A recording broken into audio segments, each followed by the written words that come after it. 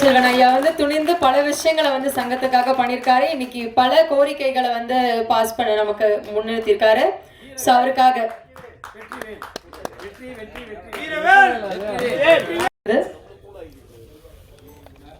ஒரு பலத்த கரகோஷத்தோட இந்த விருதை கொடுத்துடலாம்.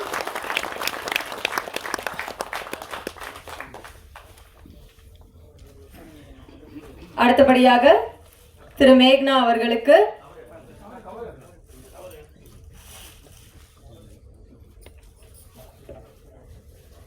அடுத்தபடியாக அன்பு செல்வன் ஐயா அவர்களுக்கு மேக்னா அவர்கள்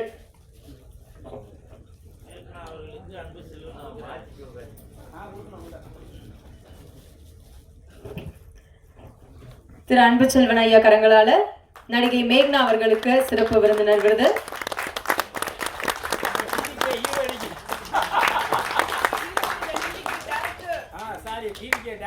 முதல் 2026 நம்ம தான் அவார்டு கொடுக்குறோம்.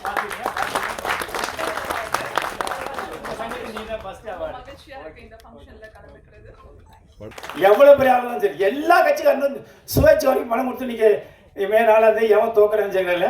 இது பெரிய ஒரு புரட்சியாக தான் இருக்கு. யாரும் சொல்ல முடியல, போய் சொல்றாங்க. என்கிட்டே எல்லாம் போய் சொல்றான் யாருக்கு ஓட்டு போட ஆனால் அதெல்லாம் போட்டேன் ஆனால் அதுதான் போட்டேன் சொல்லும்போது நம்மளால எனக்கே ஒரு பயம் ஆயிடுச்சு. நானே 40 வருஷமா இருக்கிறேன் ஒரே கட்சியில். 40 வருஷமா என்னையே குறைக்க நீங்கெல்லாம் ஜெயிக்கணும், வாழ்க்கையில் உணரணுங்கிற ஒரே காரணம் தான். ஒரே ஒரு சின்ன ஒரு என்னோட அனுபவத்தை சொல்லிட்டு போகிறேன். ஏன்னா அண்ணெல்லாம் இருக்க நம்ம பேச முடியாது. ஏன்னா அரசியல் பேசக்கூடாது. ஏன்னா நம்ம வளரணும். நாளைக்கு நம்ம சங்கமே இப்போ அதையும் சொல்லி முக்கியமானது. இந்த 5 ஆண்டு காலம் வர புதுசாக ஆட்சி அமைக்க நம்மளுடைய கோரிக்கைகளை ஏற்கவில்லை என்றால் அடுத்த 5 ஆண்டு காலம் இருக்கிற அத்தனை பேரை வச்சு இதே சங்கமாக ஒரு கட்சியாக உருவாக்குவோம். இந்த கட்சியாக உருவாக்கி இருக்கிற அத்தனை பேருமே தமிழ்நாட்டில் அத்தனை மாவட்டத்தில் நிர்வாகி உருவாக்கி உங்கள் குடும்பத்தையும் நாங்கள் அரசியல் கட்சியை உருவாக்கிடுவோம். உங்கள் ஒரு ஓட்டோட எந்த ஒரு கட்சிக்காரருக்கு போகாத நம்ம உருவாக்குறோம். முதல் கோரிக்கை. இன்னொன்று, நீங்கள் வளரக்கூடியது ஒரே ஒரு வார்த்தை சொல்லிட்டு போகிறேன். 1993 இது சொல்லணும்னு சொல்லியிருந்தேன். நடிகர் கரண், உங்களுக்கு எல்லாம் தெரியும். நடிகர் கரண் தெரியும் நினைக்கிறோம். நடிகர் கரண்ங்கிறவர் அவர் டைரக்டர் பிடிச்சிருக்காரு. 93 சன் டிவி அப்போ தான் ஓப்பன் ஆனிச்சு. அந்த சன் டிவி ஓப்பன் ஆகிறப்ப நான் ராஜீவன் சார்ட்டு வேலை செஞ்சுருக்கும் போது நானும் வடிவேலு, நம்பிராஜன், சுப்புராஜெலாம் இருப்போம். அப்போ எல்லோரும் நைட்டில் போயிடுவாங்க. நானும் வடிவேலு, நம்பி 3 பேர் தங்கியிருப்போம். அப்போ அந்த சன் டிவி ஆரம்பிக்கும் பேட்டி எடுப்பாங்க. சன் டிவியில் எல்லாரையும் ஒவ்வொரு ஆர்டிஸ்ட்டாக பேட்டி எடுப்பாங்க. அப்போ அரண்மனையில் படம் நல்ல ஹிட் ஆகிடுச்சு. ராசாயன மாநில படம் ஓடி இதாகிடுச்சு. அப்போ கேஎஸ் ரவிக்குமார் காசு சொல்ல வர்றாரு. இந்த நாட்டாம் படத்துக்கு விஜயகுமார் கேட்டதுக்கு காசு சொல்ல வர்றாரு. அதுக்கப்புறம் பாக்யராஜ் வர்றாரு, பாண்டியராஜன் வந்தார், அப்புறம் பி வாசு சார் வந்தார். எல்லாம் வந்தாங்க. காசுனா இடம் இல்லை. அப்போ இந்த கரணுங்கிறவர் கூட வர்றாரு. நான் ராஜன் சார் பேட்டி எடுக்கணும் அப்படிங்கிறதால நான் போய் உள்ளே போய் சொல்லுவேன். எப்போது அப்போ யார் இருந்தாலும் சொல்லுவேன். என்னோடய வேலையை அதான். ஏன்னா எனக்கு இந்த போய் சொல்லிவிட்டு இந்த ஜாக்கிர பண்ண ரொம்ப நேரம் சொன்னேன். 4 வருஷம் சொல்லு. அப்புறம் மறுபடியும் வருவாப்புல 4 வருஷம் சொன்னார். ஒரு 2 நாள் பார்த்தேன். நானே சொன்னேன், இல்லை அவர் பார்க்க விரும்புகிற பிள்ளைக்கு நீங்கள் வர வேண்டாம், நீங்கள் வேறு எதாவது பாருங்கன்னா. அப்போ அவங்களோட ஒரு லேடி ஒருத்தன் நாங்கள் சாவுத்தின்னு ஒருத்தன் அவங்களும் கூட சாப்பிட்றேன். அப்படி இருந்து போயிட்டு இன்றைக்கி அவர் எப்படி இருக்காரு, எதுக்கு சொல்ல வரணும், இதெல்லாம் சும்மா பேர் காசுன்னு கேட்காது. அதுக்காக சொல்ல நான் சொல்லி கடைசி வரைக்கும் பார்க்க முடியாமல் இனிமேல் அவர் நீங்கள் பார்க்க வேண்டாம், நீங்கள் வேறு பாருன்னு சொல்லி அமைச்சர் சன் டிவியில் 93 அதில் 93. அதுக்கப்புறம் இன்றைக்கி அவர் கரண் ஒரு ஹீரோவாகி டைரக்டர் ஆகி புடிச்சராகி இன்றைக்கி நிற்கிறாருன்னா இதுதான் தன்னம்பிக்கை, உழைப்பு. இதேமாரி தான் நீங்கள் வரணும்னு சொல்ல வர. இந்த ஒரு கதை எதுக்கு சொன்னேன்னா, நீங்கள் ஒவ்வொன்றும் நினச்சிங்கன்னா நீங்கள் ஜெயிக்கலாம். நீங்கள் நல்ல படம் எடுக்கணுமா, கண்டிப்பாக நீங்கள் நல்ல படம் எடுக்கலாம். நீங்கள் நல்ல டைரக்டர் ஆகணுமா, நீங்கள் நல்ல டைரக்டர் ஆகலாம். நீங்கள் நல்ல ஒரு கேமராமேன் ஆகணுமா, நல்ல ஒரு ஃபைட்டர் ஆகணுமா, எல்லாமே வரலாம். உங்களோட எண்ணத்தை தெளிவுபடுத்துங்க. நல்லா சாதாரண ஒன்றுமே இல்லை, சாதாரண ஒரு விவசாயம் தான். என்னோட கண்ணனுக்கு தெரியும், அட்வைக்கர் கண்ணு. நல்லா எந்த ஊர்னு நான்லாம் கொத்தனார் வேலை, சித்தாள் வேலை, வய வேலை, எல்லா வேலையும் போயிட்டு இன்றைக்கி ஒரு ஸ்டேஜில் இன்னும் உங்களோட பேசுகிறேன். என்னோட உழைச்சிருக்கேன், நான் கஷ்டப்பட்டிருக்கேன், நேர்மையாக இருக்கேன். நான் எவனுக்குமே இன்னைக்கு 24 சங்கத்தில் நம்ம நினச்சி நடத்துகிறேன். முடியுமா நீங்கள் எல்லாத்தையும் அந்த ஒரு அதை இப்போ சொன்னீங்க. நல்ல படம் எடுங்க, நான் பார்த்துக்கிறேன். எந்த பிரச்சனை இருந்தாலும் நீங்கள் தைரியமாக செய்ய, நான் பார்த்துக்கிறேன். எனக்கு ஒரு ஃபோன் மட்டும் போடுங்க. எவனாவது பிரச்சனை பண்ணாலும் ஃபஸ்ட்டு போலீஸுக்கு ஃபோன் பண்ணு, 2வது எனக்கு ஃபோன் பண்ணு, 3ஆவது நிமிஷம் நான் நிற்பேன். நீங்கள் நல்ல படத்தை எடுங்க, நல்லா செயல்படுங்க. உங்களோட எண்ணத்தை மாற்றாதீங்க, யாரையும் இன்னும் ஏமாத்தாதீங்க. நிறையா பேர் ஒவ்வொரு சங்கத்திலும் ஏமாத்துறா இருக்கான். அது ஏன் சங்கம் பண்ணல, எல்லா சங்கத்திலையும் தமிழ்நாட்டில் இன்றைக்கி எத்தனை சங்கம் இருக்கோ அந்த சங்கத்தில் அமைப்பு வச்சுட்டு பாதி பேர் போய் சொல்லி ஏமாத்துறான். அப்படிலாம் ஏமாத்தினா அவன் வளர மாட்டான். ஆனால் நம்ம வளரணும். நீங்கள் நாளைக்கு நான் இப்போ சொன்ன மாதிரி நீங்களா நீங்கள் நல்லா ஜெயிச்சிங்கன்னா நாளைக்கு நம்ம அரசாங்கத்தை நம்மளே ஒரு அரசியல் உருவாக்கி நம்மளே ஒரு ஆதரவு கொடுத்து நம்ம ஒரு நல்ல ஒரு நிலைமைக்கு வரலாம். அதனால் நீங்கள் எல்லாருமே இப்போ வந்துட்டு அத்தனை உறுப்பினரும் சரி உங்களுடைய எண்ணத்தை உறுதிப்படுத்தி நல்லா ஜெயிச்சுவாங்க. இந்த சங்கம் உங்களுக்கு என்றைக்கும் சப்போர்ட் பண்ணும். ஒரு காலம் நம்ம இனிமேல் தோக்க மாட்டேங்கிறத சொல்லி கண்டிப்பாக ஜெயிப்போம். நீங்கள் எல்லாம் ஒற்றுமையாக இருக்க ஜெயிச்சு வருவோம். நன்றி, வணக்கம். தமிழ்நாடு திரைப்பட சிறு முதலீடு தயாரிப்பாளர் சங்கம் இந்த ஃபங்க்ஷனில் நம்ம இருக்கோம். இந்த கம்பெனி ஆரம்பித்து இன்னையோட 3வது வருஷம் ஆகுது. எனக்கு இந்த ஃபங்க்ஷனில் இருக்கிறது ரொம்ப சந்தோஷமாக இருக்குது. இந்த ஃபங்க்ஷன் வந்து எங்களுக்காக கிடையாது. இந்த சங்கம் ஸ்டார்ட் பண்ணி 3வது வருஷம் இன்னைக்கு அந்த ஃபங்க்ஷனில் இருக்கோம். இந்த சங்கம் வந்து உங்களுக்காக தான் இந்த சங்கம் ஸ்டார்ட் பண்ணியிருக்காங்க. நீங்க இன்னும் நிறைய வளரணும், உங்களுக்காக இன்னும் நிறைய இங்க உழைப்பாளர்கள் இருக்காங்க, அவங்களுக்காக இன்னும் நிறைய வேலைகள் கிடைக்கணும். நிறைய கேமராமேன் இருக்காங்க, நிறைய டைரக்டர்ஸ் இருக்காங்க, நிறைய அசிஸ்டன்ட் டைரக்டர்ஸ் இருக்காங்க, அவங்களுக்கெல்லாம் இன்னும் நிறைய வேலைகள் கிடைக்கணும் அப்படின்றதுக்காக தான் இந்த சங்கத்தோட ஃபங்க்ஷன் வந்து இப்போ அன்பு செல்வன் அவர்கள் பண்ணியிருக்காங்க. இதனால நிறைய குடும்பங்கள் வந்து ரொம்ப சந்தோஷமா இருக்காங்க. இந்த சிறு முதலீடு படம் பண்றதுனால நிறைய வரவேற்புகள் இருக்கு, நல்லா சப்போர்ட் பண்ணிட்டும் இருக்காங்க. இந்த சங்கத்துல வந்து நீங்களும் வந்து இதுக்காக நிறைய சப்போர்ட் பண்ணுங்க. இந்த ஃபங்க்ஷன் உங்களுக்காக மட்டும்தான், எங்களுக்காக கிடையாது. நல்லா சப்போர்ட் பண்ணுங்க. Thank you so much. டிவிக்கின்ற ஒரு படம் பண்ணியிருக்கோம். அந்த படத்துக்கு நீங்களும் எல்லாரும் சப்போர்ட் பண்ணுங்க. சீக்கிரமா இன்னும் கொஞ்ச நாள்ல வந்து ரிலீஸ் ஆக போகுது. அந்த படத்தை வந்து நான் தான் டைரக்ட் பண்ணியிருக்கேன். என்ன டிவிக்கேன்னு சொன்னோன்னே எல்லாரும் பயந்துட்டீங்களா? யாரும் சைலண்டா இருக்கீங்க, பேசவே மாட்டேன்றீங்க. டிவிக்கே படத்துக்கு சப்போர்ட் பண்ணுவீங்களா மாட்டீங்களா? யாரும் வாயை திறக்கவே மாட்டேன்றீங்களே. டிவிக்கேனா டிவினை கண்டி ஷார்ட் ஃபார்ம் வந்து டிவிக்கேன்ற டைட்டில் வச்சிருக்கோம். என்ன இருக்கு இதுல? இன்னும் கொஞ்சம் நல்ல ரிலீஸ் ஆக போகுது. எல்லாரும் சேர்ந்து பார்த்துட்டு சப்போர்ட் பண்ணுங்க. கண்டிப்பா சப்போர்ட் பண்ணுங்க. அண்ட் திரும்பியும் சொல்றேன், இந்த சங்கம் வந்து உங்களுக்காக தான். இந்த சங்கத்துக்காக நீங்க நிறைய சப்போர்ட் பண்ணுங்க. இன்னும் நிறைய பேர் வந்து ஜாயின் பண்ணுங்க. Thank you so much. சிறு முதலீட்டு பட தயாரிப்பாளர்களுக்காக ஒரு தன்னந்தனியாக ஒரு சங்கத்தை ஆரம்பித்து பல பேருக்கு சர்டிஃபிகேட் வாங்கி கொடுத்துருக்காரு, வழிகாட்டியிருக்காரு, படத்தை ரிலீஸ் பண்ணி கொடுத்துருக்காரு, விநியோகம் பண்ண நண்பர்களை போல ஆட்களை கூப்பிட்டு விநியோகம் பண்ண சொல்லியிருக்காரு. இது யாரும் சினிமாவில் செய்ய மாட்டான். விநியோகம் பண்ணுறேன்னு சொல்லிட்டு முதல்ல ஒரு 1 lakh கொடுங்க, ஒரு அட்வான்ஸ் கொடுக்கணும் அப்படின்னு கேட்போம். இவனே அந்த 1 lakh இருந்தால் ரிலீஸ் பண்ணிவிடுவோம் படத்தை. இதுக்கு ஒரு புரோக்கர். சினிமா நடக்குது பாருங்க, அக்கிரமம், அப்படி அக்கிரமம் நடக்குது. அதாவது முதலீடு இல்லாமல் வாயை முதலீடாக வச்சு வடை சொல்கிறான் பாருங்க, அவெல்லாம் பழிச்சுக்கிறான். சினிமாவில் யாரெல்லாம் முதலீடு போட்டு படம் எடுக்கிறாங்களோ அவெல்லாம் தோற்று போகிறான். நிறைய பேர் இருக்காங்க. அன்புக்கை தம்பி அவர் லைஃப்பில் இந்த 3 ஆண்டில் இன்னும் பல ஆண்டில் எத்தனை ஆயிரம் பேரை பார்த்துருக்கோம். நாங்கள் ஆளே காணும். எல்லாத்தையும் இழந்து படம் எடுக்க ஆர்வத்தோடு வர்றாங்க, நேர்மையாக பண்ணுறாங்க. ஆனால் கூட சேர்றவனை ஏமாற்றி க்ளோஸ் பண்ணிட்டு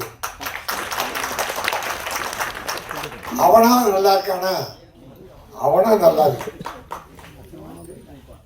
ஆக ஒரு தயாரிப்பாளர் தான் எடுக்கிற படத்தை ரிலீஸ் பண்ணி இந்த முதலீடு திரும்ப வந்தாலே அவன் மறுபடியும் படம் எடுப்பான். தயாரிப்பாளருக்கு உள்ள வியாதி என்ன தெரியுமா? ஒரு படம் எடுத்துட்டா அதோட விட மாட்டோம், அரிச்சுக்கிட்டே இருக்கும். படம் எடுக்கணும், படம் எடுக்கணும், படம் எடுக்கணும். அதுக்கு போட்ட முதலீடு வந்தாலே போதும், லாபம் வரணும்னு இல்லை, அடுத்த படம் தான் எடுக்கணும். அதனால் என்னென்னா ஆயிரக்கணக்கான தொழிலாளிகளுக்கு வேலை. நான் இந்த பெரிய நடிகனை பற்றியெல்லாம் நான் பேசலை. கோடி கோடியாக வாங்குறாங்க, அவங்கள பற்றி நம்ம கவலை இல்லை. ஆனால் அன்னன்னைக்கு தொழில் செய்து இதன் மூலம் வாழ்க்கை நடத்தி குழந்தை குட்டிகளை படிக்க வைக்கிறானே, அந்த தொழிலாளி நல்லா இருந்தா, முதலாளி நல்லா இருந்தா சினிமா நல்லா இருக்கும். முதலாளி நல்லா இருந்தால் படம் எடுப்பான், படம் எடுத்தால் தொழிலாளிக்கு வேலை கிடைக்கும், வேலை கிடைச்சா அவன் குடும்பம் நல்லா இருக்கும், சினிமா நல்லா இருக்கும்.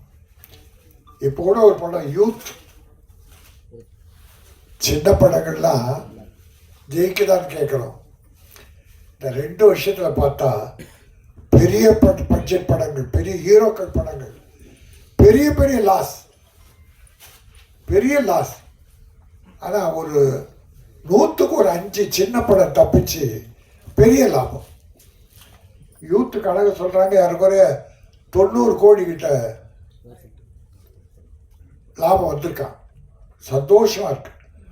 அதுவும் நம்முடைய அருமை தம்பி கருணாசுடைய பிள்ளை அவன் பண்ணியிருக்கான், சின்ன பையன். அதான் நம்ம அன்புச்செழி சொன்ன மாதிரி திட்டமிடல், செயல்படுத்துதல், ஒழுக்க நெறியோடு வாழுதல், அதை பண்ணுற எல்லாரும் ஜெயிக்கலாம். ஆனால் கூட சேர்க்கிறவனும் கொஞ்சம் ஜாக்கிரதை சேர்த்துங்க. மோசக்கார பயல்கள் சினிமா நிறைய இருக்கான், நிறைய.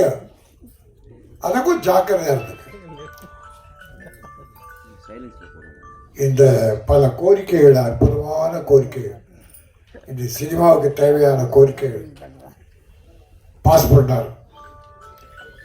அந்த திட்டம் மைண்டில் ஓடி இருக்கு பாருங்க.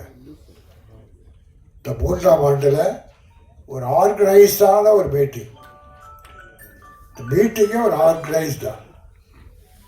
ஆக அன்புச்செல்வன் அவ்வளோ அழகாக ஒரு காரியத்தை பண்ணுவார். பேசுகிறத உணர்ச்சி வசம் பேசுவார், தெளிவாக அடிப்பார். எதையுமே திட்டமிட்டு செய்தல் தம்பியுடைய அருமை செயல். அவர் வாழ்க. அவர் வளர்த்திருக்கிற இந்த சங்கம், அவர் எல்லோருடைய ஒத்துழைப்போடு பெரிய லெவலில் வந்தால் சினிமா நல்லாயிருக்கும், சின்ன ப்ரொடியூசர் நல்லா இருப்பாங்க. ஆகவே இந்த விழா நான் கலந்து கொள்வதை பெரும் மகிழ்ச்சி அடைகிறேன். அவருடைய தீர்மானங்களை இப்போ அரசு யாருன்னு தெரியல, யாரை கேட்டாலும் உனக்கு தான் ஓட்டு போட்டான். யார் பணம் கொடுத்தாலும் வாங்கிக்கலாம், கொடுக்கட்டும். ஒருத்தர் சொல்றாரு, எல்லாரும் யார் கொடுத்தாலும் வாங்கிக்கங்க, ஆனால் எனக்கு ஓட்டு போடுங்க. ஏன்னா ஏழை ஒன்றுமே இல்லாதவர், அவர் ஒன்றுமே இல்லை, அதனால அவர் கொடுக்க மாட்டார். மற்றவங்க கொடுத்தா வாங்கிக்கங்க. ஒன்று தெளிவாக இருக்கணும், வாங்காத யாருக்கிட்டையும். நான் என்ன சொல்கிறேன், வாங்காத, யாருக்கும் வாங்காத. என்கிட்ட நான் கொடுக்க மாட்டேன், நல்லது. யார்கிட்டையும் வாங்காதீர்கள் பொதுமக்களே அப்படின்னு சொல்லலாம். யார் கொடுத்தாலும் வாங்கிக்கங்க, ஆனால் ஓட்டு போடுங்கன்னா அப்போ தப்பாயிடுச்சு. அங்கே வாங்கிக்க சொல்லிட்டியே. நான் பொதுவாக சொல்கிறேன், யார் ஏதெல்லாம் அரசியல் தம்பி தொட்டதால நான் கொஞ்சம் தொட்டேன், ஆனால் பேரை சொல்ல யாருன்னு. எனக்கு யாராலும் நம்ம கவலை இல்லை. நம்ம சினிமா உலகை சார்ந்தவர்கள் வந்தால் நல்லது, மகிழ்ச்சி. ஆனால் நல்லது பண்ணணும். எல்லாம் வந்த வாயில் வடை சுட்டுக்கிட்டு இருந்தால் அந்த வடை காக்கா கூட இருக்காது என்பதை சொல்லி இந்த அற்புதமான விழாவில் கலந்து கொள்ள எனக்கு வாய்ப்பளித்த என் அருமை தம்பி அன்புச்செல்வனுக்கு நன்றி கூறி பிடிக்கிறேன். நன்றி, வணக்கம். காலத்தில் 3 ஷிஃப்ட் நடிப்பாங்க. சிவாஜி கூட நடிப்பாங்க, ரஜினி கூட நடிப்பாங்க, கமல் கூட நடிப்பாங்க, புதுசாக வந்த ஹீரோ கூட போய் நடிப்பாங்க. அந்த காலகட்டங்கள்லாம் படம், நல்ல கதை, நல்ல யூனிட், நல்ல தயாரிப்பாளர், நல்ல டெக்னீஷியன்ஸ், நல்ல டைரக்டர்ஸ், நல்ல ஆர்டிஸ்ட், இதுதான் இருந்துச்சு. இப்போ தான் இந்த கான்செப்ட் சின்ன படம் பெரிய படம் ஏன் இது வந்துச்சு, இந்த இண்டஸ்ட்ரியை கெடுக்கிற அளவுக்கு இந்த பாகுபாடு வந்திருக்கு. அது எனக்கு கொஞ்சம் கூட அதில் எனக்கு ஈடுபாடே இல்லை, எனக்கு அது பிடிக்கலை. பட் என்ன பண்ணுறது, ஒரு படம் 300 கோடி கிட்ட செலவு பண்ணுறாங்கன்னா அது பெரிய படம் ஆகிடுது. அந்த படத்தை தப்பாக லீக் வேறு பண்ணிடுறாங்க. அதுக்கப்புறம் அந்த ப்ரொடியூசர் சின்ன படம் கூட எடுக்க முடியாத அளவுக்கு திவாலாகி வீட்டில் உட்கார்ற நிலைமை வருது. இப்போ சமீபத்தில் நடந்தது அதுதான். நான் எந்த படம்னு சொல்ல விரும்பலை, ஏன்னா ஆச்சு இன்னும் 5 நாள் நான் ஒரு விரதம் எடுத்து வச்சுக்கிட்டு இருக்கேன், அரசியல் பேசக்கூடாதுன்ட்டு. நாளைக்கு எக்ஸிட் போல் வேறு. அதனால் யார் என்ன பேசினாலும் பதில் கொடுக்கக்கூடாதுங்கிற ஒரு வைராக்கியத்தில் நான் உக்காந்துக்கிட்டு இருக்கேன். பட் இங்கே பார்த்தா நல்ல கதைகள், நல்ல கரு, நல்ல களம் இந்த மாதிரி இடங்களில் தான் கிடைக்குது. ராஜனையா சொன்ன மாதிரி இந்த யூத்துங்கிற படத்துக்கு இவ்வளோ ஒரு பெரிய வரவேற்பு. அந்த மாதிரி எவ்வளவோ படங்கள் நம்ம பார்த்தா பெரிய ஹீரோஸோடைய படம் கூட டோட்டல் ஃப்ளாப் ஆகி எங்கேருந்தோ வந்த ஒரு படம் வந்து எக்ஸ்ட்ரா தேட்டர்ஸில் எக்ஸ்ட்ரா ஷோஸ் போட்டு பெரிய ஹிட் ஆகி அந்த தயாரிப்பாளருக்கு ஒரு நல்ல ஒரு ப்ராஃபிட்டை கொடுக்கக்கூடிய அளவுக்கு படங்கள் வந்துக்கிட்டு தான் இருக்குது. ஆனால் கண்டிப்பாக இந்த சங்கத்துக்கு வேணுங்கிற நலத்திட்டங்களை எந்த அரசாங்கம் அதை தெரிஞ்சிடும். 4ஆம் தேதி மத்தியானம் 12 மணிக்குள்ளே நம்மளுக்கு தெரிஞ்சிடும் தமிழ்நாட்டோட தலையெழுத்து என்னன்னு தெரிஞ்சிடும். அது யார் வராங்களோ, ஏன்னா இவங்க கேட்டிருக்கிற எல்லா கோரிக்கைகளும் ரொம்ப நியாயமான கோரிக்கைகள். எனக்கு என்ன பிடிச்சிருந்ததுன்னா அவங்க வந்து இந்த அரசாங்கம் கவர்மெண்ட் ஃபார்ம் ஆனதுக்கு அப்புறம் யார் வராங்கன்னு பார்த்துக்கிட்டு அவங்களுக்கு ஏற்ற மாதிரிலாம் கோரிக்கை போடலை. இந்த சங்கத்துக்கு என்ன கோரிக்கை தேவையோ அதை முன்கூட்டியாகவே ரெடி பண்ணிட்டாங்க. அதுதான் எனக்கு இந்த நேர்மையை நான் பாராட்டுறேன்.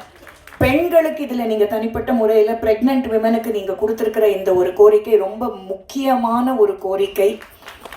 நிறைய நம்ம ஃபிலிம் இண்டஸ்ட்ரியில் பெண்கள் இப்போ வேலை செய்கிறாங்க, அவங்களுக்கு ஏற்ற செட்டப் இல்லை. தமிழ்நாடு பூராவே பெண்களுக்கு ஏற்ற செட்டப் இல்லைங்கிறது தான் உண்மை. ஆனால் நான் இப்போ திருப்பி அரசியலுக்குள்ளே போகல. சினிமாவில் பார்த்தாலுமே பெண்களுக்கு தேவையான விஷயங்கள் நிறைய கிடைக்கிறது இல்லை. கழிவறை உட்பட பிரச்சனைகள் இருக்குது. பட் அந்த மாதிரி இருக்கிற இந்த நேரங்களில் ப்ரெக்னென்ட் விமனுக்கு நீங்கள் கேட்டிருக்கிற இந்த விஷயம் என்னை ரொம்ப கவர்ந்தது. அதை நான் ரொம்ப சந்தோஷமாக நான் அதை பார்க்குறேன். எங்கள் குடும்பம் பல வருஷமாக நாடகத்துலேயும் சினிமாலேயும் தான் நாங்கள் ஊறி போய் இருக்கோம். நான் போன தடவையும் இங்கே வந்தபோது அதை தான் சொன்னேன், இந்த தடவையும் சொல்கிறேன். அந்த அம்மாவா எங்கள் படத்துலலாம் நடிப்பாங்களா? இது ஒரு கேள்வி ஒன்று. அந்த மாதிரிலாம் ஒன்று எனக்கு எக்ஸ்ட்ராவாக 2 கொம்பெல்லாம் முளைச்சிடல. நாங்கள் நாடக நடிகர்கள் முதல்ல இதோ அந்த வரிசையில் இருக்காங்க பார்த்தீங்களா, கலைஞர்லேருந்து ஆரம்பித்து எம்ஜிஆர், ஜெயலலிதா, சிவாஜி, எம்ஆர் ராதா, ரஜினிகாந்த், கமலஹாசன், விஜயகாந்த் உட்பட மேடை நாடகத்திலேருந்து தான் அத்தனை பேரும் சினிமாவுக்கு வந்தாங்க. அத்தனை பேருக்கும் சினிமாவில் கிடைச்ச வாய்ப்பு மேடை நாடகத்திலேருந்து தான்.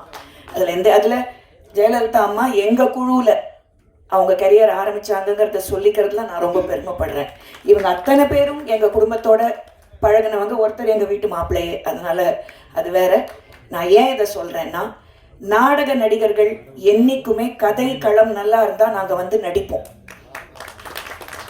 சம்பளம் முக்கியம்தான், ஆனால் நாங்கள் வந்து யானையை கொண்டு வா குதிரையை கொண்டு வான்னு கேட்க மாட்டோம். நியாயமான சம்பளம் நீங்கள் கொடுத்தீங்கன்னா உங்களுக்காக வந்து நடிக்க நாங்கள் எல்லாருமே தயாராக இருக்குது. நான் மட்டும் இல்லை, எங்கள் நாடக உலகத்தில் பல நல்ல நடிகர்கள் இருக்காங்க. அவங்களெல்லாம் நீங்கள் பயன்படுத்திக்கிட்டீங்கன்னா உங்களுக்கு இந்த ரீடேக் பிரச்சனை, கேரவேன் பிரச்சனை, சீன் போடுற பிரச்சனை, 6 அசிஸ்டண்ட் பிரச்சனை இதெல்லாம் இல்லாமல் போகும். அதெல்லாம் கம்மியாச்சுனாலே பாதி பட்ஜெட்டு கம்மியாயிடும் ஒரு சினிமாவுக்கு. அதனால தயவு செய்து மேடை நாடக நடிகர்களை பயன்படுத்துங்க. அதுக்கு இந்த சங்கத்துக்கு என் சார்பாக நான் என்ன உதவி செய்யணும்னாலும், நான் மட்டும் நடிகை இல்லை, என்னை சுற்றி நிறைய மேடை நாடக நல்ல நடிகர்கள் இருக்காங்க, அவங்கள உங்களுக்கு அறிமுகப்படுத்துறதுக்கும் நான் தயார். நீங்கள் யூஸ் பண்ணிக்க தயாராக இருந்தால் நடிகர்களை கொடுக்க நாங்கள் தயார், நடிக்கவும் நாங்கள் தயார். நான் அதுதான் அன்பு செல்வன் ஐயாட்ட சொல்லிகிட்டு இருக்கேன். போதும் ஆச்சு 12ஆம் தேதி, இப்போ 4ஆம் தேதி 12 மணிக்கு ரிசல்ட் வந்துருச்சுன்னா யார் அரசாங்கத்தை அமைக்கிறாங்களோ நம்ம பொழப்பை பார்த்துக்கிட்டா தான் நம்மளால் பிழைக்க முடியும். அவங்க வந்தால் என்ன, வரலன்னா நமக்கு என்ன. நம்ம வேலையை பார்க்கணும், வேலைகளை செய்வோம், நல்ல படங்களை தயாரிப்போம், நேர்மையாக இருப்போம், நாணயமாக செயல்படுவோம். கண்டிப்பாக வெற்றி நிச்சயம், கண்டிப்பாக நடக்கும், நல்லதே நடக்கும். அது தமிழ் சிறுபட தயாரிப்பாளர்கள் சங்கத்துக்கு மட்டும் இல்லை, என்னை பொறுத்த வரைக்கும் தமிழ்நாட்டுக்கே நிறைய நல்லது நடக்க போகுது. அதில் எந்த மாற்று கருத்தும் இல்லை. இதுக்கு மேலே நான் அரசியல் பேச மாட்டேன். கண்டிப்பாக என்னை இந்த நிகழ்ச்சிக்கு என்னை மதித்து என்னை அழைத்ததுக்கு நான் முதல்ல அன்பு செல்வன் ஐயாக்கு என்னுடைய மனமார்ந்த நன்றியை தெரிவிச்சுக்கிறேன். நீங்கள் எப்போ கூப்பிட்டாலும் எந்த நிகழ்ச்சிக்கும் நான் வருவேன். உங்களுக்கு என்ன சப்போர்ட் என் சைட்லேருந்து ஆஸ் அன் ஆக்டர் உங்களுக்கு வேணுமோ, ஃப்ரம் மை சைடு என் குடும்பத்தின் சார்பாகவும் எங்கள் கலைஞர்களின் சார்பாகவும் கொடுக்க நான் என்றைக்கும் தயாராக இருக்கேன். நன்றி, வணக்கம். எனக்கு ஒன்றுமே இல்லை. சங்க உறுப்பினர்களுக்கு ஒரு பிரச்சனைனா அண்ணனுக்கு தெரியும். ஒரு நாள் ஒரு பிரச்சனை சொன்னாங்க, அன்னைக்கே அது இரவோட இருந்து நின்று பிரச்சனையை சரி பண்ணிட்டு போனோம். அதுபடி நிறைய விஷயங்கள் அண்ணன்ட்ட நாங்கள் வந்து கலந்துக்கிட்டு இருக்கோம். சங்கத்தில் ஏதாவது ஒரு பிரச்சனை, இல்லை பண பிரச்சனை, சட்ட ரீதியான பிரச்சனை, இல்லை காவல்துறையால் பிரச்சனை, எதுனாலும் நீங்கள் கூப்பிட்டா அந்த வழக்கறிஞர்கள் வருவாங்க. அதுக்கு நாங்கள் முழு சப்போர்ட்டாக இருப்போம்னு சொல்லிட்டு இந்த வாய்ப்பு கொடுத்த அண்ணனுக்கு ரொம்ப நன்றி சொல்லிக்கிறேன். வணக்கம். என்ன வளம் இல்லை இந்த திருநாட்டில், ஏன் கையை ஏந்த வேண்டும் வெளிநாட்டில், ஒழுங்காய் பாடுபடு வயக்காட்டில் என்ற உங்களுடைய சீரிய முயற்சியோடு சிந்தனையோடு இந்த தொழிலுக்கான மிக உயர்ந்த ஒரு உத்வேகமான ஒரு திட்டத்தை அரசுக்கு எடுத்து வைத்திருக்கின்றார்கள். வழக்கறிஞர் சொன்னார், நான் நீதிமன்றத்தில் பார்த்துக்கொள்வேன், காவல் நிலையத்தில் பார்த்துக்கொள்வேன் என்று. மற்றும் சங்கத்தின் சார்பாக சங்கத்தினுடைய அனைத்து செயல்பாடுகளையும் பார்த்துக்கொள்கிறேன் என்று சொன்னார்கள். இருப்பினும் இந்த இடத்தில் பேசுவதற்காக நான் வரவில்லை. என்னை கட்டாயத்தின் அன்பு கட்டளையின் பேரில் இந்த இடத்தில் கொண்டு வந்து நிறுத்தியதன் காரணமாக இந்த இடத்தில் ஏற்றப்பட்ட அனைத்து கோரிக்கைகளையும் எந்த அரசு வந்தாலும் இந்த கோரிக்கையை நமது நலச்சங்கம் மூலம் உருவாக்கி இதை நிரூபித்து மக்களுக்கு உருவாக்க என்னால் முடிந்த உழைப்பையும் ஒத்துழைப்பையும் தருவேன் என்று கூறி இந்த வாய்ப்புக்கு நன்றி கூறி விடைபெறுகிறேன். ஸோ இதெல்லாம் சின்ன சின்ன விஷயங்கள், சிறு முதலீட்டு படங்களுக்கு அந்த பட்ஜெட்டுக்கு என்ன பண்ண முடியுமோ அதை பண்ணுற மாதிரி இந்த ஈவெண்ட் ஒரு சிறிய ஸ்பேஸில் நடந்தால் கூட ஒரு கிராண்ட் சக்ஸஸாக இருக்கின்றது. ஒரு 6 மணிக்கு ஒரு ஹவுஸ்ஃபுல் போர்ட் பார்க்குற மாதிரி இருந்தது. ஸோ ரொம்ப மகிழ்ச்சி. சிறு முதலீட்டு படங்களுக்குள்ள சேலஞ்சஸ் என்னென்ன அப்படின்றத வந்து நம்ம மேடையில் இருந்த சீனியர்ஸ் லெஜெண்டரி கெஸ்ட் எல்லாம் சொல்லியிருந்தாங்க. இப்போ என்னன்னா சரியான ஸ்ட்ராட்டஜி தான். இப்போ யூத் படத்தோட ஹிட்டாக நம்ம எல்லாரும் பேசுகிறோன்னா அந்த படம் இன்னைக்கு ட்ரெண்டில் இருந்துச்சு. ஸ்ட்ராட்டஜி ரிலீஸ்க்கு என்ன மார்க்கெட்டிங் பண்ணாங்க, அது எப்படி ரீச் ஆச்சுன்றதை நம்ம அனலைஸ் பண்ணோன்னா அது நமக்கு தெரியும். நாமளும் அதை பண்ணணும். அது பண்ணும்போது கண்டிப்பாக இந்த சங்கத்தில் வந்து நிறைய ஹிட்டுகள் உருவாகும், மிக விரைவில் உருவாகும். அந்த நம்பிக்கை எங்களுக்கு இருக்குது. அதுக்கு எங்கள் தரப்புலேருந்து ஆக்ஷன் ரியாக்ஷன் மூலமாக விநியோகத்துக்கு படத்தை வெளியிடுறதுக்கு எங்களால் முடிஞ்ச சப்போர்ட் நாங்கள் பண்ணிகிட்ருக்கோம். எங்களை ஒரு அங்கீகரிக்கப்பட்ட நிறுவனமாக இந்த சங்கம் அறிவித்திருக்கிறது நம்ம மகிழ்ச்சி. தலைவருக்கு நன்றிகள். தென் இது சிறு முதலீட்டு படம், ரொம்ப சின்ன குரூப், சின்ன பட்ஜெட், சங்கத்தில் செய்கிறதுக்கு சின்ன ஃபீஸ் அப்படின்றதெல்லாம் தாண்டி இது இப்போது அடுத்த லெவல் எவாலுவேட் ஆகிருக்குன்றதை நம்ம பார்க்க முடியும். ஏன்னா அதில் லீகல் சப்போர்ட்டாக இருக்கக்கூடிய அருமை நண்பர் கண்ணதாசன் அவர்கள் இதில் சொல்லியிருந்தார். லீகல் சப்போர்ட்டும் சரி, எங்கேயுமே பயப்பட வேண்டியதில்லை. ஏன்னா தலைவரே எப்போவுமே பெரிய ஸ்ட்ராங்கு. எந்த ஒரு இஷ்யூன்னு வந்து நின்னாலுமே அவரே முடிச்சிருவார். லீகல் ஒரு கோர்ட்டுக்கு போகணும் அந்த மாதிரி விஷயம்னா அதுக்கும் ரொம்ப ஸ்ட்ராங்கான ஒரு பேக்கப் இருக்குன்றது நம்ம பெருமையாக சொல்லிக்கலாம். இதே மாதிரி இந்த சங்கத்தில் இருக்கிறவங்க எல்லாருக்குமே அடுத்தடுத்த விஷயங்களும் நடக்கணுன்றதுக்காக இந்த 30 விழாவை அழகாக வெளியே காட்டியிருந்தாங்க. எந்த அரசு ஆட்சிக்கு வந்தாலும் இந்த விஷயங்கள் கண்டிப்பாக நிறைவேற்றப்படும். நிறைவேற்றாமல் அவர் விட மாட்டார். அந்த வைராக்கியம் வீராப்பு உள்ளவர். ஏன்னா தோல்வியிலிருந்து ஆரம்பித்தவர், சினிமாக்களை வந்து ஏமாந்து ஆரம்பித்தவர். அதனால யாரும் ஏமாற விடக்கூடாது அப்படின்றத தெளிவாக இருக்காரு. அதே வகையில் தான் எங்களையும் கூட சேர்ந்திருக்காரு. பெருமைப்படுறேன். இந்த வாய்ப்பு அளித்த அனைவருக்கும் நன்றி, வாழ்த்துக்கள். ஐயா வந்து ஒரு இரும்பு திரைக்கு பின்னால் இருக்க நினைக்காதீங்க. யாரும் எளிதில் பேசலாம், எளிதில் அணுகலாம், எல்லா விவரமும் கேட்கலாம். ஐயோ தலைவரே அப்படி நினைக்காங்க. அன்புக்கு கட்டுப்பட்டவர், அதிகாரத்துக்கு கட்டுப்பட்டவர் அல்ல. அதனால் அந்த இரும்பு திரையை தூக்கி எறிந்துவிட்டு அந்த இன்பத் திரையில் அன்பு செல்வனை அணுகி நாம் இனிமேல் எடுக்கப்போற அத்தனை படங்களும் வெற்றி படமாக அமைய வேண்டும். இங்கே இருக்கிற தயாரிப்பாளர்கள், இயக்குநர்கள், அத்தனை நடிகர்கள், அத்தனை தொழிலாளர்களும் இந்த அகில இந்தியாவை ஆட்டி படைக்க வேண்டும். சாதாரண மக்கள் அல்ல. மயக்க பிடிக்கிட்டு போகுது. ஏன்னா பசு சாப்பாடு அவ்வளோ பறந்துக்கிட்டு இருக்கும்போது என்னது பேச தெரியல. பசி வந்தா 10 பறந்துருவாங்க. அதனால இத்தோடைய எல்லாரும் என்ன செய்யணும்னா, அதாவது காலம் கடந்து சிந்திக்காம படையெடுக்க ஆரம்பிச்ச உடனே நம்ம தலைவரை அணுகுங்க, ஆலோசனை கேளுங்க, அவர் சொல்லபடி நடங்க. யார்ட்டையும் பணத்தை கொடுத்துடாங்க. பணத்தை கொடுத்தா அவன் பின்னால தான் நம்ம வேணும்.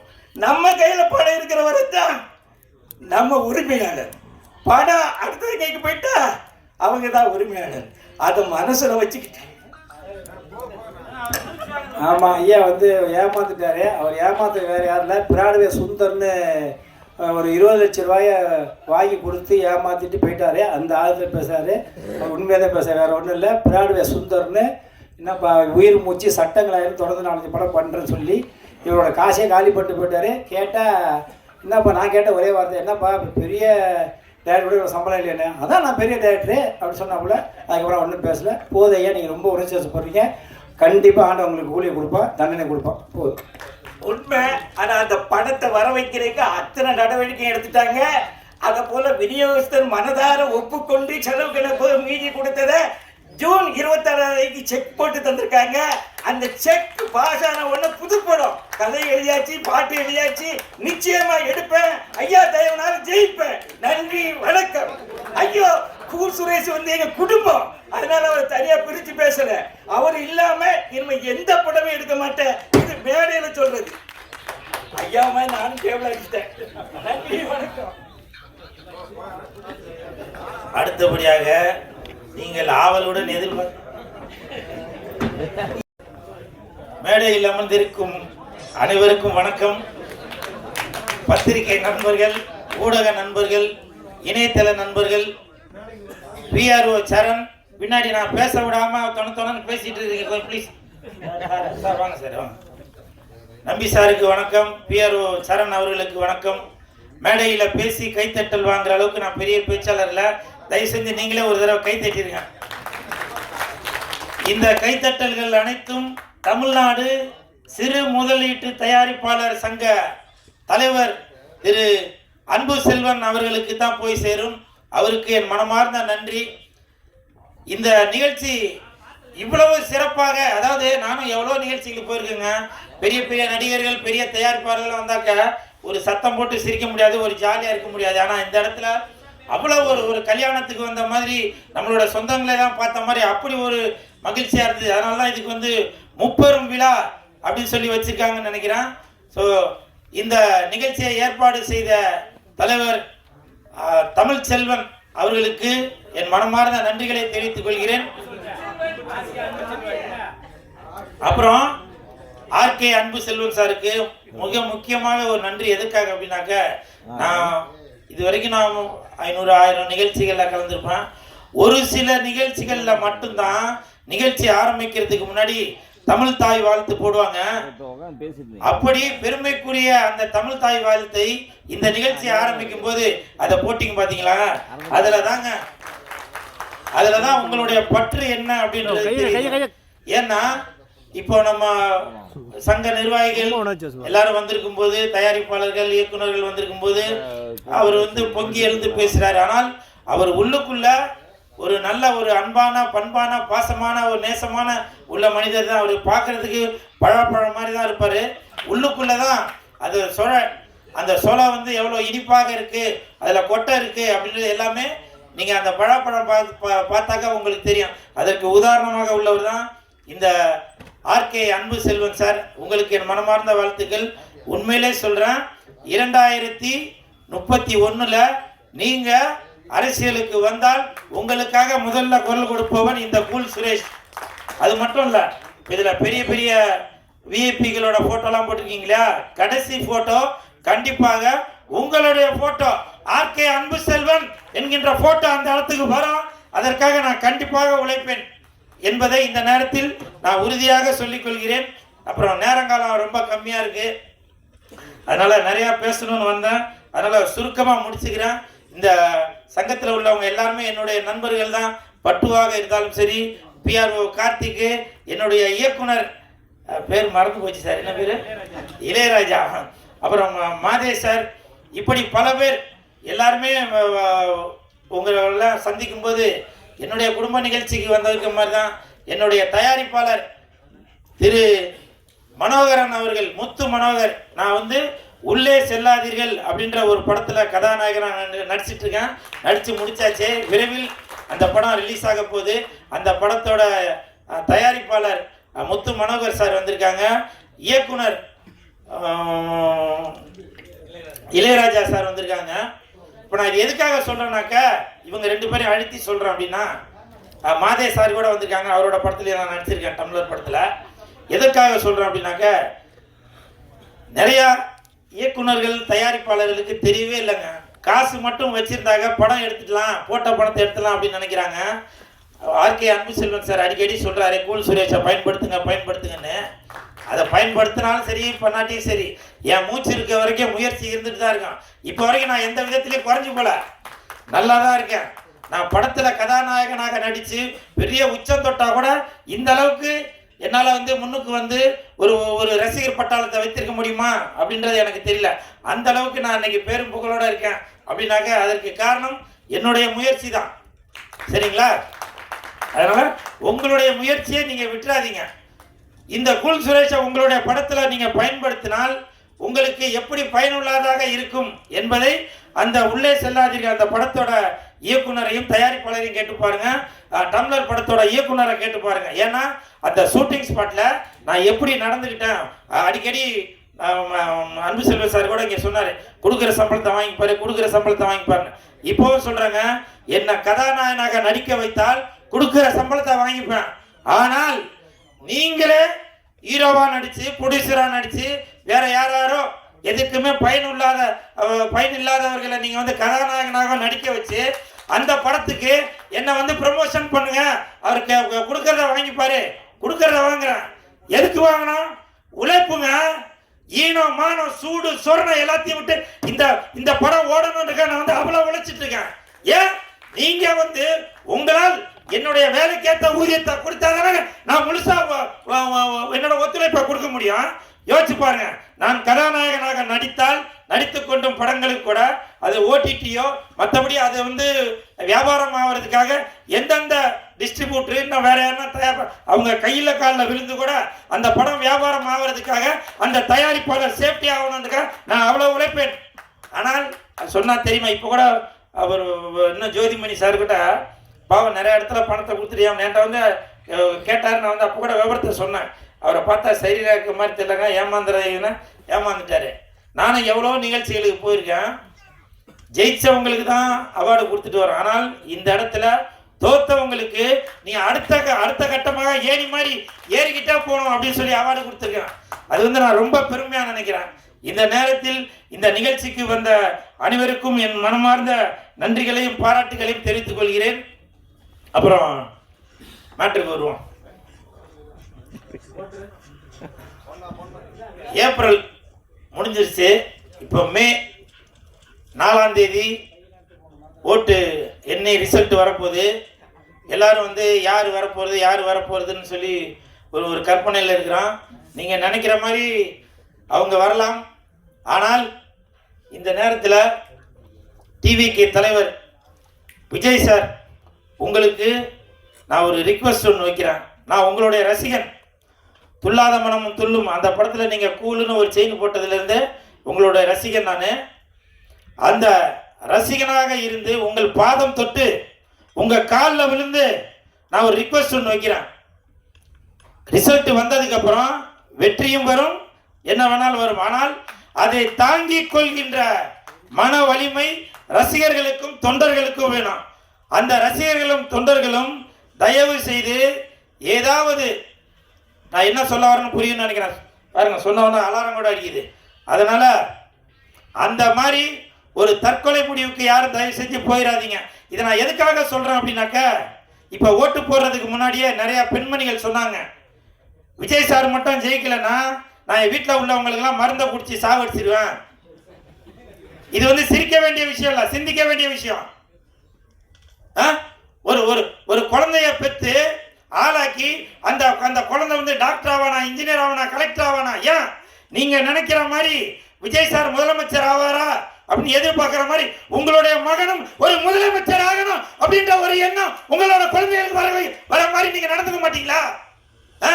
விஜய் சார் ஆகலைனாக்க நான் உடனே மருந்தை குடிச்சு என்னோட குடும்பத்தில் உள்ளவங்களுக்கு மருந்தை வச்சு கொண்டுருவேன் அப்படின்னு நிறைய பேர் சொல்லிட்டு வரீங்க.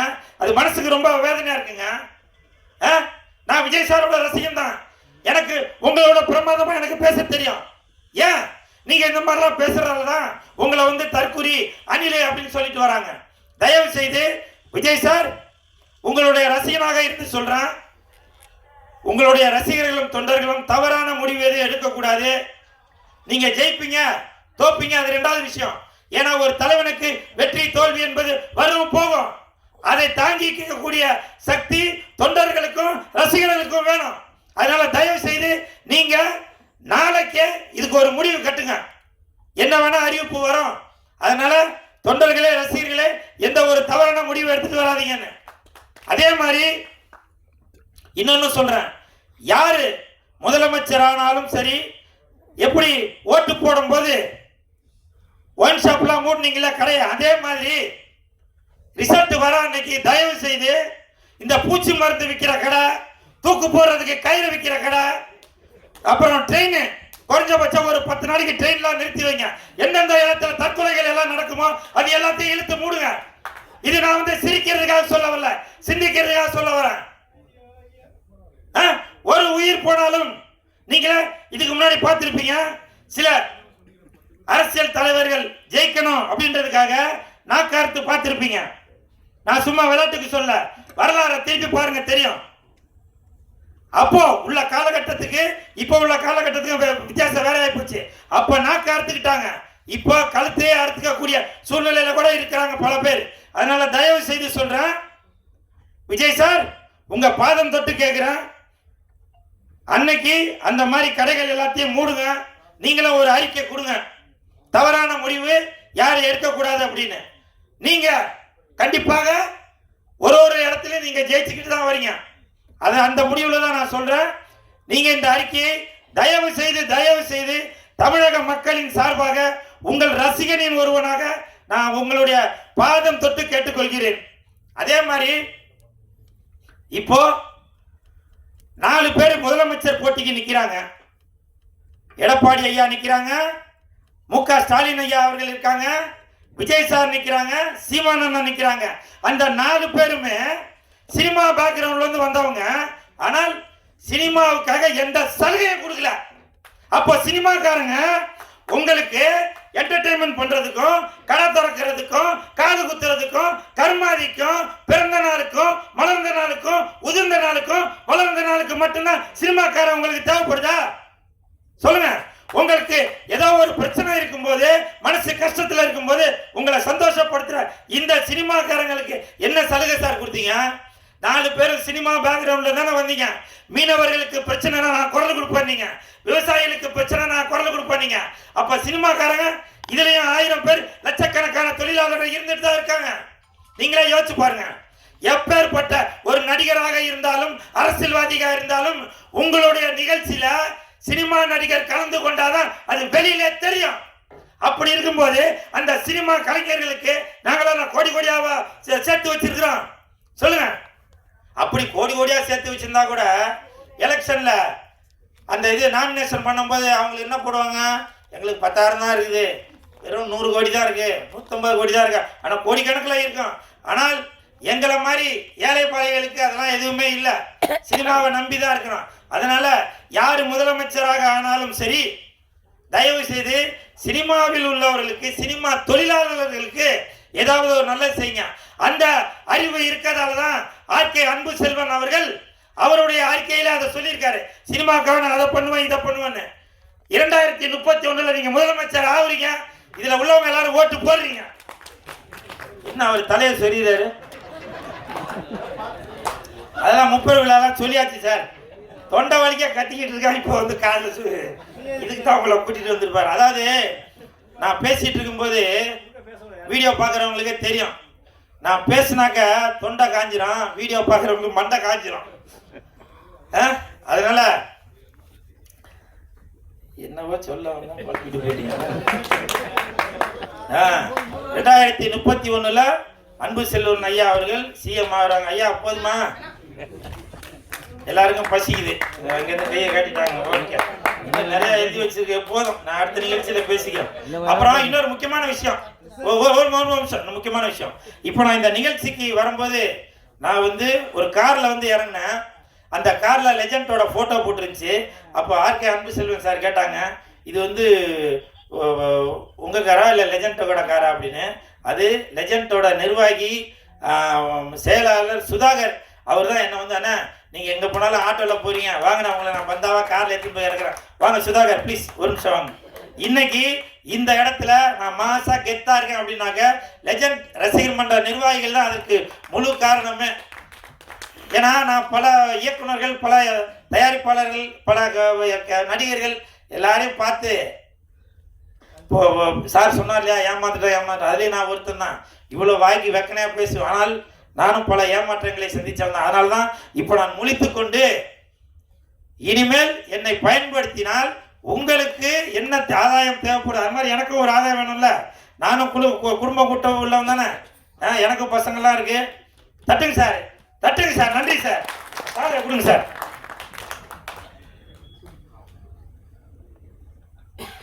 ரொம்ப நன்றி சுதாகர், மிக்க நன்றி, மிக்க நன்றி. இப்பவும் சொல்றேன், லெஜண்ட் தான் என் பேச்சு, லெஜண்ட் தான் என் மூச்சு, லெஜண்ட் தான் என் வாட்ச். இந்த லீடர் படம் ஓடுச்சோ ஓடலையோ, அந்த படம் ஓடுதோ இல்லையோ, இவர் வச்ச பப்ளிசிட்டி இருக்கு பாருங்க. தமிழ்நாடு முழுக்க கூல் சுரேஷை பார்க்க ஆளே கிடையாது. அந்த படம் ஓடுறதுக்கும் இன்னைக்கு தமிழ்நாடு தெரிஞ்ச காரணமே கூல் சுரேஷ் தான். இந்த லெஜெண்ட் படம் சரவணங்கிறது மாரி இனிமேல் லெஜெண்ட் கூல் சுரேஷ். நன்றி நன்றி நன்றி.